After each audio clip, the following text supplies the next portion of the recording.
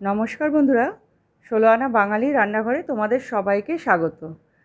আজকে আমি তোমাদেরকে করে দেখাবো একটা দুর্দান্ত স্বাদের নিরামিষ আলুর দম। তাহলে চলো তোমরা দেখতে থাকো আমি কিভাবে করছি। আমি গ্যাসের উপর একটা কড়া বসিয়ে দিলাম। কড়ার মধ্যে আমি 1 টেবিল চামচ সাদা তেল দিয়ে দিলাম। তেলটা একটু গরম হলে এর মধ্যে আমি দিয়ে দিচ্ছি সামান্য একটু লবণ, আর দিচ্ছি একটু হলুদের গুঁড়ো। এবার আমি এর মধ্যে দিয়ে দিচ্ছি আগে থেকে সেদ্ধ করে কেটে রাখা আলু। আমি আলুটাকে আগে থেকে সেদ্ধ করে এইভাবে কেটে রেখেছিলাম।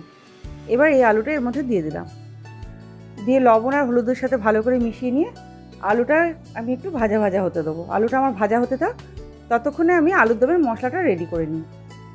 আমি এখানে 1 টেবিল চামচ পোস্ত নিয়ে নিয়েছি আর 9-10টা কাজু বাদাম নিয়ে নিয়েছি। এবার এই পোস্ত আর কাজুটাকে আমি পেস্ট করে নিচ্ছি। আমি একটা মিক্সিং জারের মধ্যে পোস্ত আর কাজুটা দিয়ে দিলাম। এবার সামান্য একটু জল দিয়ে দিচ্ছি। এবার এটাকে আমি পেস্ট করে নিয়ে ফিরে আসছি। মশলাটা আমার পেস্ট হয়ে গেছে আর এদিকে আমার আলুটাও অনেকটা ভাজা হয়ে গেছে। আমি নাড়াচাড়া করে আরেকটু আলুটাকে ভেজে নিচ্ছি।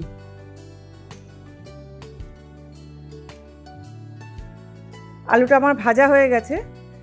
এবার আলুগুলোকে আমি তুলে নিচ্ছি।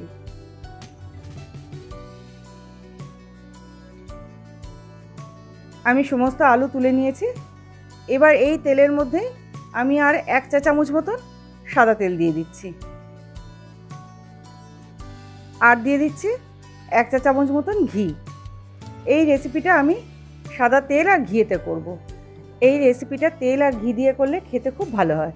এবার এর মধ্যে দিয়ে দিলাম একটা দারচিনির টুকরো, 5-6টা লবঙ্গ, 2টো ছোটো এলাচ ফাটিয়ে, আর একটা তেজপাতা চিড়ে। আমি এর মধ্যে এখনই হিং দিতে পারতাম, কিন্তু আমি এখন হিং দেবো না, হিংটা আমি পরে দেবো। এবার গোটা গরম মশলাটা আমি একটু ভেজে নিলাম। এবার এর মধ্যে দিয়ে দিলাম একটা বড় সাইজের টমেটো কুচানো।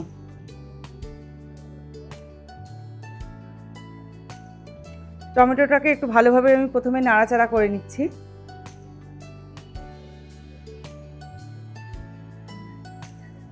এবার দিয়ে দিচ্ছি 1/2 চা চামচ আদার পেস্ট, আর দিয়ে দিচ্ছি 1/2 চা চামচ কাঁচা লঙ্কার পেস্ট।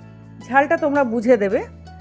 দিয়ে দিলাম স্বাদ মতন লবণ, আর দিচ্ছি 1/2 চা চামচ হলুদের গুঁড়ো,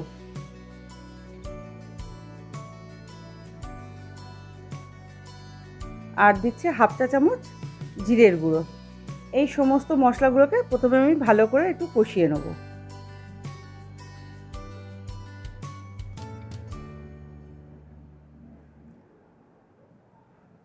খুব ভালো করে আমি মিক্সড করে নিলাম।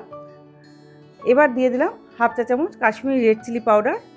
এটা তোমরা নাও দিতে পারো, কিন্তু কাশ্মীরি রেড চিলি পাউডারটা দিলে এই রেসিপিটার কালারটা খুব ভালো হয়। মশলাটা যাতে পুড়ে না যায় তার জন্য আমি সামান্য একটু জল দিয়ে দিলাম।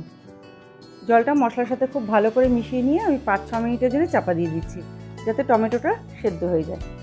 5-6 মিনিট পর আমি ফিরে আসলাম। এবার এর মধ্যে আমি দিয়ে দিলাম 2 চামচ মতন টক দই। তোমরা হয়তো ভাবতে পারো টমেটো দিয়েছি আবার টক দই দেওয়াতে হয়তো টক হয়ে যেতে পারে, কিন্তু এটা একদমই টক হবে না। আর টক দই দিয়ে গ্যাসের ফ্লেমটা কিন্তু লোতে রাখবে, কারণ গ্যাসের ফ্লেম যদি জোরে থাকে তাহলে টক দইটা ফেটে যাওয়ার চান্স থাকবে। টক দইটা নাড়াচাড়া করে খুব ভালো করে মিশিয়ে নিয়ে এর মধ্যে আমি দিয়ে দিচ্ছি 1/2 চা চামচ চিনি। চিনিটা অবশ্যই দেবে, যেহেতু টক দই দেওয়া হয়েছে তাই ব্যালেন্সটাকে ঠিকঠাক রাখার জন্য চিনিটা অবশ্যই দিতে হবে। চিনিটা দিয়ে আবারও মশলার সাথে খুব ভালো করে মিশিয়ে নিলাম। এবার দিয়ে দিলাম আমি যে পেস্টটা করে রেখেছি পোস্ত আর কাজু, সেই পেস্টটা আর মশলার বাটিতে একটু জল দিয়ে সেই জলটাও আমি দিয়ে দিলাম। এবার এই সমস্ত উপকরণ ভালো করে একটু কষিয়ে নিচ্ছি। এই সময় আমি দিয়ে দেবো সামান্য একটু হিং। তোমরা হিংটা তেল গরমের সময়ও দিতে পারো, কিন্তু আমি তখন দিইনি, এখন দেবো, কারণ তখন দিলে আমার মনে হয় গন্ধটা ঠিক থাকে না। আমি দিয়ে দিলাম সামান্য একটু হিং। হিংটা দিয়ে আবারও মশলার সাথে ভালো করে একটু কষিয়ে নিচ্ছি। মশলাটা আমার খুব ভালো করে কষানো হয়ে গেছে, দেখতেই পাচ্ছ যে মশলা থেকে তেল ছেড়ে দিয়েছে। এবার এর মধ্যে আমি দিয়ে দিচ্ছি আগে থেকে সেদ্ধ করে ভেজে রাখা আলুগুলো। আলুগুলো দিয়ে মশলার সাথে আবারও খুব ভালো করে আমি কষিয়ে নিচ্ছি।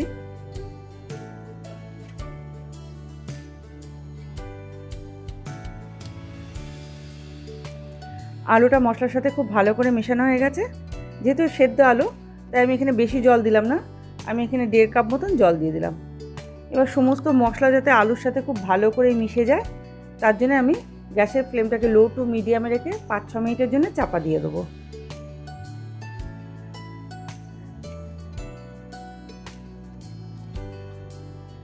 পাঁচ ছ মিনিট পরে আমি ফিরে আসলাম। মশলা আর আলুটা খুব ভালোভাবে মিশে গেছে আর আলুর দমটা আমার অনেকটাই হয়ে গেছে। এবার আমি এর মধ্যে দিয়ে দেবো কসুরি মেথি। আমি এখানে 1 টেবিল চামচ কসুরি মেথি নিয়ে নিয়েছি। এটা হাতের মধ্যে নিয়ে একটু ক্রাশ করে দিয়ে দিলাম। আর দিয়ে দিচ্ছি 2-3টে কাঁচা লঙ্কা চিরা দিয়ে আবারও খুব ভালো করে মিক্সড করে নিয়ে কসুরি মেথি আর কাঁচা লঙ্কার ফ্লেভারটা যাতে আলুর দমের মধ্যে ঢোকে তার জন্য আমি আবারও 4-5 মিনিটের জন্য গ্যাসের ফ্লেমটাকে লোতে দিয়ে চাপা দিয়ে দিলাম। 4-5 মিনিট পরে চাপাটা খুললাম। আলুর দমটা তৈরি হয়ে গেছে। এবার গ্যাসের ফ্লেমটাকে অফ করে দিয়ে এটা প্লেটে তুলে নিয়ে আমি আবার ফিরে আসছি। আমি আলুর দমটা প্লেটে তুলে নিয়েছি। দেখতেই পাচ্ছ এটা দেখতে কত সুন্দর হয়েছে। এটা দেখতে যতটা সুন্দর হয় খেতেও ঠিক অতটাই ভালো হয় কিন্তু। তাহলে বন্ধুরা, আমার আজকের রেসিপিটা যদি আপনাদের ভালো লেগে থাকে তাহলে আমার এই ছোট্ট চ্যানেলটাকে সাবস্ক্রাইব করে দেবেন, পাশের বেল আইকনটা টিপে দেবেন যাতে আমি নতুন কোনো ভিডিও ছাড়লে তার নোটিফিকেশন আপনারা পেয়ে যান। লাইক করবেন, কমেন্ট করবেন আর প্রচুর প্রচুর শেয়ার করবেন। তাহলে আজকের মতন এই পর্যন্ত। নেক্সট ভিডিও নিয়ে আমি আবার ফিরে আসছি।